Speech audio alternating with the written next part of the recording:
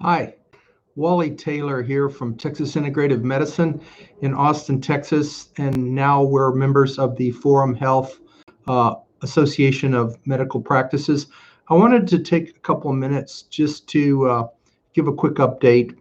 As most of you probably know, my practice focuses on what I call chronic complex illness, which is a group of symptoms that unfortunately we're seeing more and more frequently in today's world. The most common symptom of that complex is chronic fatigue. And I'm not just talking about a little bit of a feeling of being draggy. I'm talking about the kind of fatigue that keeps people from being able to get out of bed or get off the couch, doesn't allow them to participate in any of their previous activities. They can't be active in their families or with their significant other. I mean, it's dramatic. Now, it's not the only symptom of this chronic complex illness picture. We also see patients with lots of brain symptoms, cognitive symptoms, what I refer to as brain fog, memory loss, trouble focusing, trouble solving problems, word finding, so forth. The other symptoms that we often see with it are multiple pains of muscles, joints, headaches, abdominal pain. We see lots of mood symptoms with it, flip-flopping between anxiety, depression, irritability, anger, wide emotional swings. We see also with it a lot of digestive symptoms, what's often referred to as irritable bowel syndrome, kind of an alternation between diarrhea, constipation, a lot of bloating, pain in the abdomen after eating. Lots of immune system symptoms with this, and also a lot of hormone symptoms with this. But the point of today's short video is just that we're seeing more and more of this.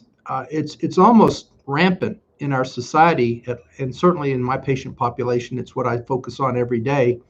I want to emphasize that in my experience, there is certainly reason to be having hope if you are encountering this complex of symptoms, or if you know somebody, a loved one or a friend, family member that is.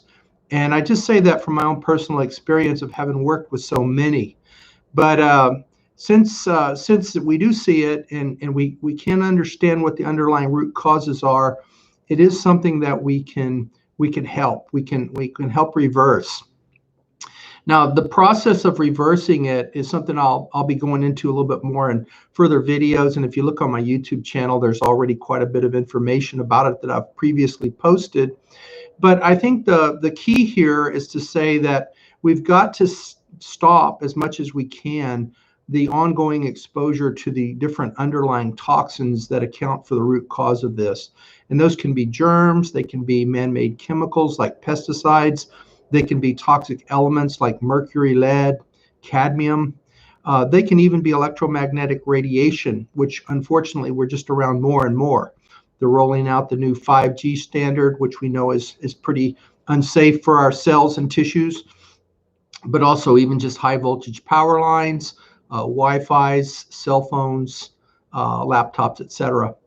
So if you are bothered by chronic fatigue and some of these other symptoms, I think the key here is really just to have hope.